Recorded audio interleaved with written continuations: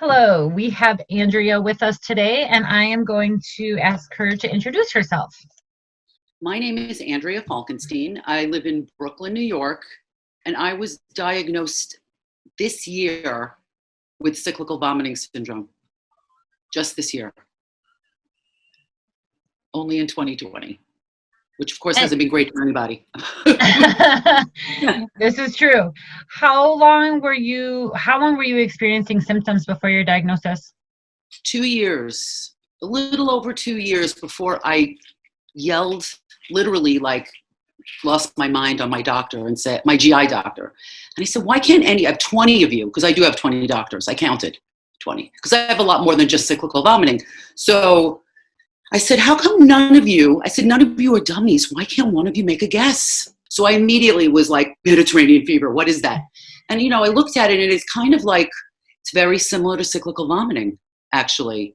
Oh, So interesting. either or was a possibility, but the more the pattern emerged in the cyclical vomiting, because I was looking for, since it was only 2 years, I'm like, what is this? What's the pattern? There's got to be a pattern. So I was forever searching for a pattern, and it showed itself, and then we figured it out, and I made her guess. She guessed right, so. That's good. I'm glad you got there as soon as you did, because many people wait much longer for a diagnosis.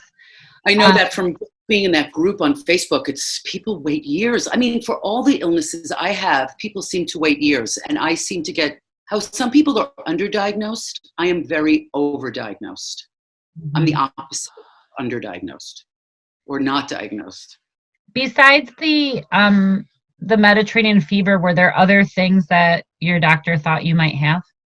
Well, not this doctor, but the first episode I ever had, which was May of 2018, was like the doozy of all doozies, because I ended up face down in my bathroom, just like blacked out, completely blacked out. My boyfriend who walked in, I was on the floor and I laid there thinking in my head, like, thank God, because I couldn't move. I didn't know what was happening. I didn't know anything. And when we got to the hospital, the first time it happened, the doctor said, your immune system's so crazy, any virus for anybody else is normal. For you, detrimental event. So I didn't know what to think at that point. So I've been told, what every typical cyclical vomiting person I think ends up in the ER gets told. If you don't know what this is it's food poisoning, which no one ever said to me it was food poisoning. But I know that that's something people get told. Food poisoning, or you have a flu, or it's your system's out of what. I've heard so many things, but none of it seemed right because they just kept happening. Mm-hmm. My cycle is every 3 to 4 months, and it lasts about 3 to 4 days. And that's my cycle. Okay. And can you describe a typical episode for you? Sure. It starts with, some of them have started with this feeling, this overwhelming like rush of adrenaline that comes up to my head. I don't ever have warning of these things happening. It's just like a feeling that rushes up and I am running for the bathroom. And it's usually diarrhea first, and then it's the vomiting and lots of sweating like you're an inch from the sun. And I get so sweaty that my hair looks like Kramer from Seinfeld. I mean, it's like my own joke to myself because you sweat. And I also do this other thing where I moan uncontrollably, like for the entire time, the whole 4 days. It's just that, and I can't, and it's like sweating and freezing and sweating, and I've burned through 1 million bath sheets, like sweated through 1 million bath sheets. And when I very first got diagnosed and joined that group on Facebook, I described those episodes thinking I was like alone on an island, and 50 million people were like, that's how it happens to me. And that's what happens to me. And I'm like, oh my, I got chills. I'm like, oh my people, like really? I felt so happy that, not that I was happy other people suffer, but that there were people out there that could give me advice. I could give them advice. We could share ideas. I always think the patients know more than the doctors anyway. So with this particular illness, I think you're absolutely right. And I think that when you said you were happy, was probably like you're feeling happy because you feel validated that what's going on with you Right. is going on with other people. You Yeah. do feel like losing your mind because nobody knows what it is. But once once she did the diagnosis and she started me on amitriptyline, I mean, I've been nauseous, not joking. Everything uncrossed. Girls from Brooklyn tell the truth. We don't cross our legs even. That I forgot what I was going to say. The amitriptyline? Oh yeah, I told her within a day and a half. I said, "What is this magic pill you gave me? What is it?" I've been nauseous for 6 or 7 years, on and off, legit nauseous.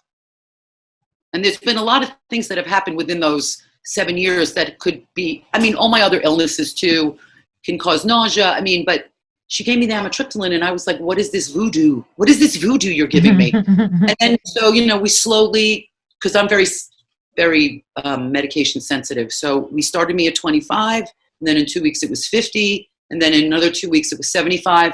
And we've stayed at 75. And it's been really like, I'm knocking everything right now. Haven't had an episode, and I was due for one somewhere between the end of September and the beginning of October. So I'm just like, yeah, so, that's great. You can circumvent an episode. Oh my God, it's like magic. Yeah. Yes, that's great. I hope that continues for you. Thank you. I hope so too. If there was one symptom of CVS that you could get rid of, what would it be? That's a really good question, because I hate all this. I hate everything so much. Like I hate the moaning. I hate the vomiting. I hate the diarrhea. I hate the rapid dehydration that makes you black out. I don't know if I could really pick a one thing. Well, if I had to pick one thing, I would pick nausea to not be there. I would definitely pick anti-nausea. I'm very anti-nausea, by the way. I'm very anti. I don't want it ever again. It happens, but it's so less frequent now. I mean, it was literally every day, all day, on top of whatever else is going on. So it's so unpleasant, the nausea. Yeah. Really. It is. A lot of it is hard. Excuse me. And how do you feel that CVS has impacted your life? Oh, it's completely changed my life. Considering what has been going on for me, I mean, I have a lot of illnesses. I have recurring EBV, I have psoriatic arthritis, I have ankylosing spondylitis. I say things like I'm a doctor. It rolls off my tongue now, like I know what I'm talking about. Say the question again, I'm sorry. Oh, that's okay. How do you feel that CVS has impacted your life? Well, not only have I always been afraid of the air, but now I'm particularly afraid of the air. And the way it's most impacted my life is the blacking out part of it, because I had to get an I've fallen and I can't get up type of a situation in the apartment, because my fiance works, works in film. So he's gone when he's on a show. He's gone. I mean, that's what I used to do for a living too, but I got really ill 7 years ago and had to stop working. So I had a 22-year career in the film industry and I can't work anymore. But so, if I'm alone, and my 83-year-old parents who live half an hour from here, many times that they've jumped in their car for me. Oh my God. And I've spent time at their house being terrified of going through these episodes alone because he's not home. So I've even gone back to my old bedroom at my parents' house just because I've been so afraid I'm like, can I stay with you, please? And they're like, of course you can stay with us. And, it's been brutal. It's been pretty brutal in that way. It's just like everybody jumps into action when it happens. And it's like, it's just bad. My whole family is I'm very lucky in the sense that my family and my fiance are all very well-informed individuals who I force to read literature about everything I have. That's like the biggest thing I find on Facebook, is that people are so frustrated that, I hear stories like my husband left me because of this illness, and my, fiance walked out, or just horrible things. Or my family, claims I'm just lazy. I'm like, okay, there's a thing called Google, people. Yeah, it's really good. It's really good to have that support system, but you are right. There are a lot of people that don't, and it tears up their family or their even, their friends or whatever. And it's really hard that it's really heartbreaking that some people just don't have anyone that really has their back or believes them for I know. sure. And they have those groups, and I'm always very like, you can always PM me, DM me, whatever me, just, if you want to talk about, I've made a lot of friends in these groups, like solid humans who all over the country, actually, who suffer from different things I suffer from. Mm-hmm. And Yeah. we're all in cahoots with each other. It's kind of like adorable. Yeah. But that's a huge part of being able to cope, I think, for a lot of people. For me too. Excuse me. What would you like people who don't understand CBS to know about what it's like to live with CBS? People who don't have it, I would like them to know that these things can happen at any time, and you really need to believe the person that's telling you what's happening is happening. Because some people they're not, it's such a rare illness that people aren't read about it. Only my friends recently, I've been sharing all this information. Nobody's heard of it. The cyclical vomiting, I'm sure you know this, Syndrome Association has this, ER doc list. And I recently had a telemed appointment with my neurologist. And I love this woman. I love my doc. I have a good team. Team Andrea is good. That's what I call. That's what I call them. I love that you call them that. That's great. I say anyone who watches this who wants to take that moniker and make it your own, please do. Because I hand it to doctors in new practices, and I'm like, think you can make the team? Because it always says TBD in their category. If it's a new doctor, I'm like, think you can make the cut? You can make the cut. We'll see. So my neurologist. It's a good way to deal with doctors, actually. It shows that you're smart and you have wit and that you're on it. I think for a first impression, it's a good thing to hand to people. Mm-hmm. The team of doctors, like, I might make you talk to these people. Mm-hmm. I've made my doctors, I force them to talk to each other sometimes. Yeah, but that's really good. I mean, so to me, it sounds like you are being a really good self-advocate for yourself. Which is probably some really good advice for people who are newer to this illness or really any illness to make sure you're self-advocating and make sure, being able to get your doctors to talk to each other is not an easy feat.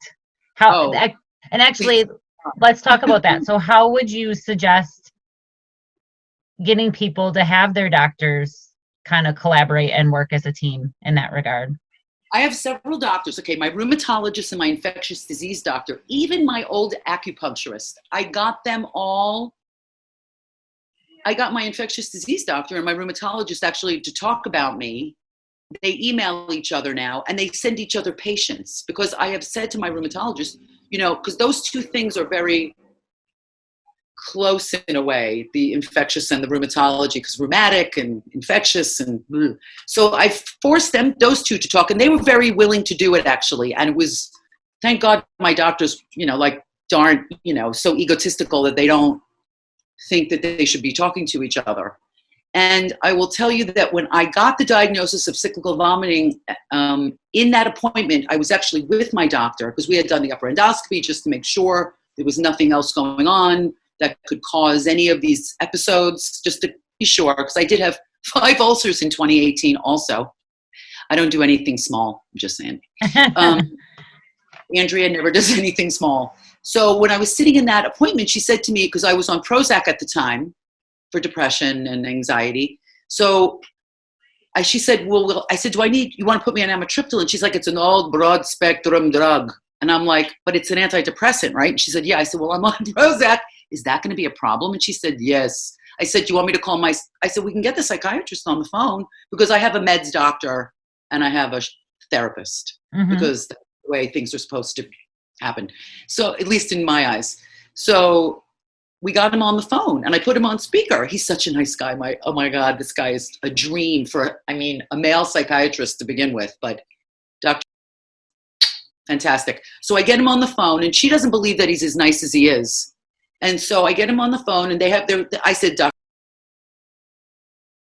and they had their lovely conversation right in front of me. Oh, that's awesome. It was crazy. I was like, look at what's happening right now. It's insane. And then she said to me, I will call your neurologist too. And when I saw my neurologist months later, or like 2 months later, she's like, I didn't talk to her. And I'm like, and then she went back in her records and she said, I did talk to her. So they've all been talking, which is great, really great. And then even my rheumatologist and the acupuncturist thing, when I had, he actually went and met her. I encouraged her to talk to him because he does a particular kind of acupuncture. It's like sports medicine acupuncture. It's a little aggressive, but it's not any more or less painful than normal acupuncture. I mean, I've been doing acupuncture since the 80s. So, but when they got together and they discussed me, and he said to me, what we talked about was all the underlying illnesses you have. And she said to him, you can't cure anything she has. You can't. You can help her feel better, a little better in the moment, but which is true. He can't cure anything I have. I'm not that kind of case. So. Yeah. But it's great that they talk to each other. They need each other. They refer people to each other. It's wonderful. That is wonderful. That's what healthcare should look like, right? Well, have you ever had a doctor refuse to work as a team with the other doctors?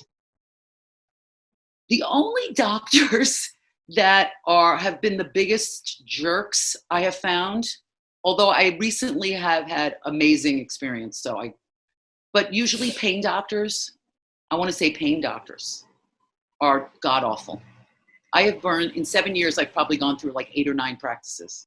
Oh, wow. And the last guy I just saw said to me, I know why. And this is true for a lot of people. People should listen to this. This is like a new thing. It's a newish thing for people with cyclical vomiting and chronic pain and depression. That is a really good, I think it's worked for me, and I can't even tell you like, So my latest pain doctor at NYU said to me, I know why conventional pain medication doesn't work for you. And I said, pray tell. And he said, because it's all neurological, which pain is neurological, right? Mm-hmm. But so is cyclical vomiting neurological. So he sent me he said, I don't do this, but I think have you ever heard of ketamine infusions?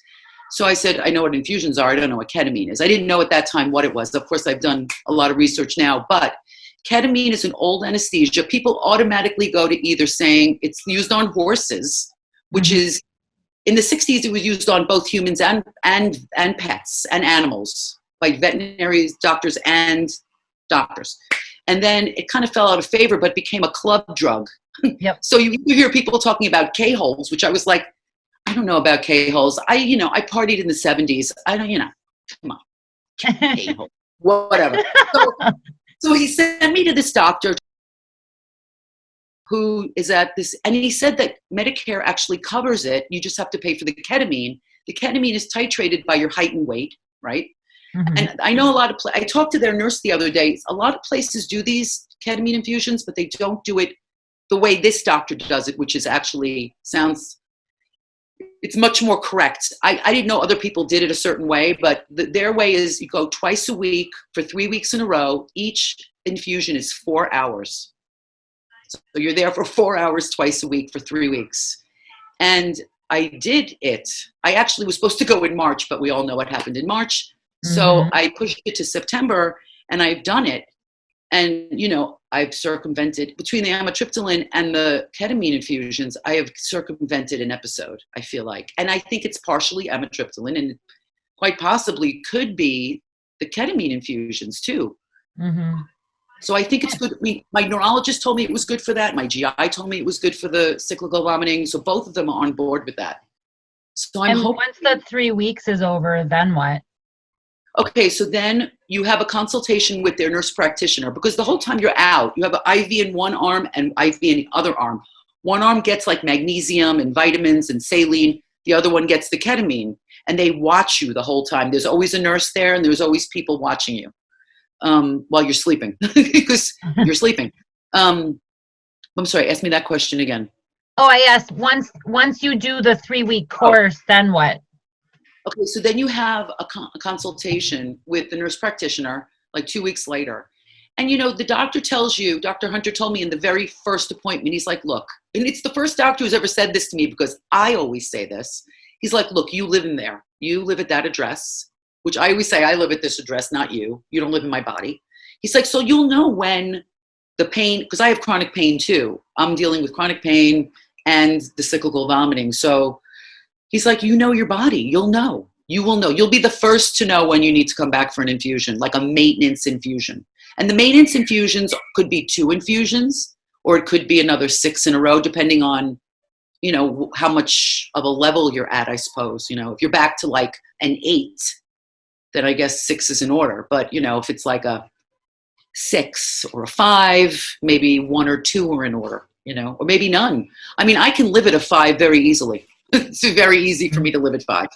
I can function quite well. I'll tell you the other thing that changed my life with cyclical vomiting is I got this. Oh, yes. And you know what it said? On the other side, it actually says, look in my wallet.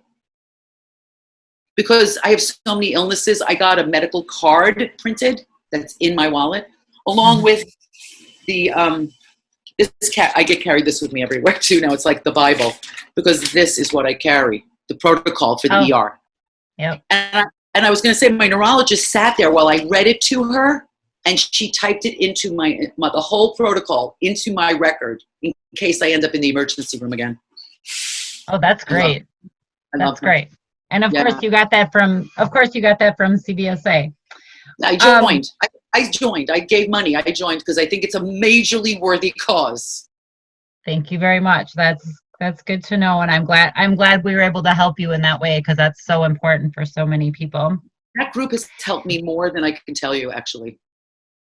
That's that awesome. Membership, really. What would you tell a newly diagnosed patient, or someone even that's just starting the journey? Maybe they're not diagnosed, but they're trying to get diagnosed. I would tell them what I tell everyone. Do never give up. I am like a pit bull. I am like the pit bull of patients. I will clamp my jaw down. I will never give up. I'm tough. You have to be tough. You have to self-advocate. You have to do the research. Don't go too far down the rabbit hole. Join the groups on Facebook. Try to get support from other people.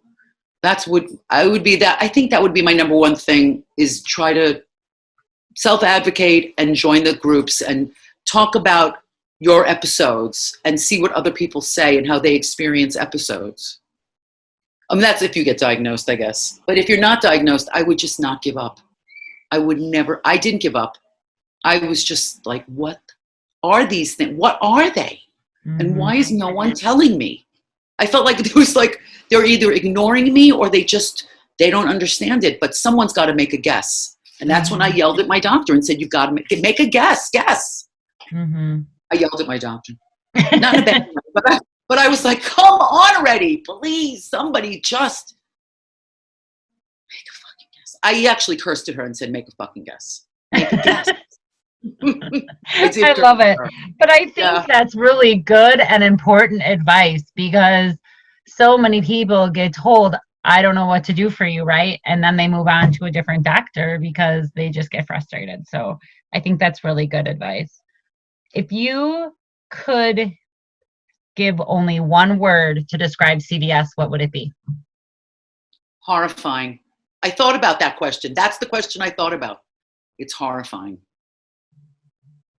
Because it is. Mm-hmm. For sure. Is there anything else that we didn't cover that you'd like to share? There is one thing I want to share with people that I think is really, really good for cyclical vomiting patients. And people seem surprised when I mention it on Facebook, which I'm surprised. I mean, I was surprised when I found it. But Pedialyte makes an unflavored thing. They make an unflavored Pedialyte. I am triggered by everything in terms of like nausea or vomiting. I get very triggered by scent and by taste. It is bad. And the clear, no flavor Pedialyte diluted with water is that and my mantra. My fiance has forced me to have this mantra, and my doctors too, because you lose so much blood volume when you're so dehydrated, is mind over matter, mind over matter, mind over matter. It's got to be, I mean, I know it's like you're gagging at every turn, but just keep it next to the bed with a straw and just try. Because I know what that's like. I've gone 12 hours without drinking, for 24 hours without drinking, because you just, you can't. But the unflavored Pedialyte is not, and it's Pedialyte. You're getting the electrolytes you need to replace that blood volume. So Yeah. Yeah. I've learned a lot. And I've learned that as soon as it starts, I've learned protocols for when it starts too, because I have all these medications in the house now. I ondansetron, which is the Zofran, if it's amitriptyline for the non-cyclical vomiting and continual cyclical vomiting maintenance. And if it starts, ondansetron and an Ativan, like immediately, Mm-hmm. immediately the Ativan, because it just sort of calms everything down. If you can keep it down, which, I've taken it and thrown it up too, but you got to keep trying. It's mind over matter Mm-hmm. because it's such a god awful thing to not, you don't want looking at food commercials. It's like dark room, no lights, moaning, sweating, alone. It's a very lonely thing too, I have to Mm-hmm. say. Very lonely disease, like a lot of diseases. For Very sure. lonely, but you have to remember not to self-isolate. I mean, I can't go. 5 doctors have told me not to go out now. 5 doctors have told me not to go out. And Mm-hmm. I call people like a maniac when I'm not sleeping because I'm Mm-hmm. usually napping. I nap a lot for Yeah. other reasons. But Yeah. yeah. But yeah, that's a good piece of advice too, the self-isolation, especially with all the COVID stuff and people trying to stay home and Yeah. not being exposed. But there's thankfully for technology, there's a lot of ways to not self-isolate. So I think that's I a FaceTime really my good piece of parents. advice as well. Yeah. FaceTime people. Don't forget you can FaceTime or Skype or whatever, WhatsApp, or just to see just to see them. Yep. I have a standing date with another girl named Andrea in the other building at 1 o'clock on Wednesdays. And we now, or instead of going out for walks, we Skype now. Nice. So Very we can see each nice. other. Yeah. That's great.